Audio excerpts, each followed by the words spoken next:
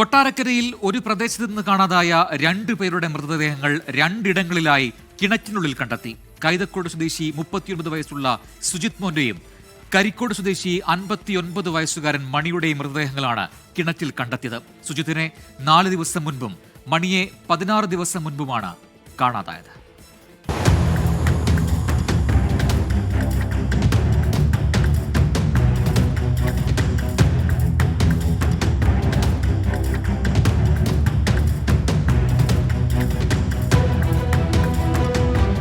കരിക്കോട് സ്വദേശിയും കൈതക്കോട് വാടകയ്ക്ക് താമസിച്ചു വരികയുമായിരുന്ന മണിയെ പെട്ടെന്നൊരു രാത്രി കാണാതായി. സംശയം തോന്നി സഹോദരൻ എഴുകോൺ പോലീസിൽ പരാതി നൽകി.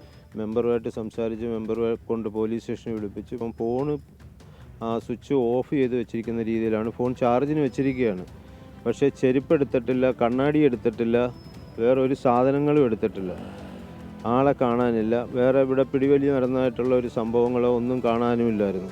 ഞങ്ങളെത്തുമ്പോൾ കൈതക്കോട്ടെ പാറക്കുളത്തിൽ മണിക്കായി ഫയർഫോഴ്സിന്റെ തിരച്ചിൽ.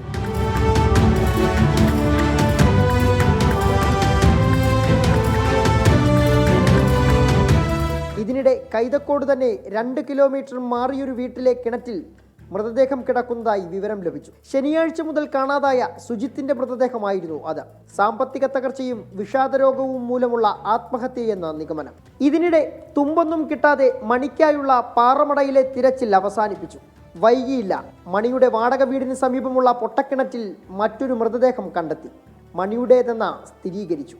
നിലവിൽ ദുരൂഹതയൊന്നും പറയാൻ കഴിയില്ല. 25-ാം തീയതി മുതൽ ആളെ കാണാതിരിക്കുകയാണ്. അന്നുപോലെ നമ്മൾ സമീപപ്രദേശങ്ങളെ കേന്ദ്രീകരിച്ച് പലതരത്തിലുള്ള അന്വേഷണം നടത്തിക്കൊണ്ടിരിക്കുകയാണ്. ബന്ധുക്കളും നാട്ടുകാരോട്ടൊക്കെ ബന്ധപ്പെട്ടൊക്കെ ചോദിച്ച് അന്വേഷിച്ചതിൽ പ്രത്യേകിച്ച് പുള്ളിയെക്കുറിച്ച് ആർക്കും മോശമായിട്ടൊന്നും അഭിപ്രായമില്ലാത്ത ഒരാളായിരുന്നു. ഇപ്പോൾ ഈ വീട്ടിൽ ആൾതാമസവും ഇല്ല. അങ്ങനെ ഈ കിണറ്റിൽ നിന്ന് വന്ന ആൾ നോക്കിയപ്പോഴാണ് ഇവിടെ ഒരു ഡെഡ് ബോഡിയുടെ ഇത് കാണാൻ കഴിഞ്ഞത്. 2 മൃതദേഹങ്ങളും ഇൻക്വസ്റ്റ് നടപടികൾ പൂർത്തിയാക്കി പോസ്റ്റ്മോർട്ടത്തിനായി പാരിപ്പള്ളി മെഡിക്കൽ കോളേജ് ആശുപത്രിയിലേക്ക് അയച്ചു.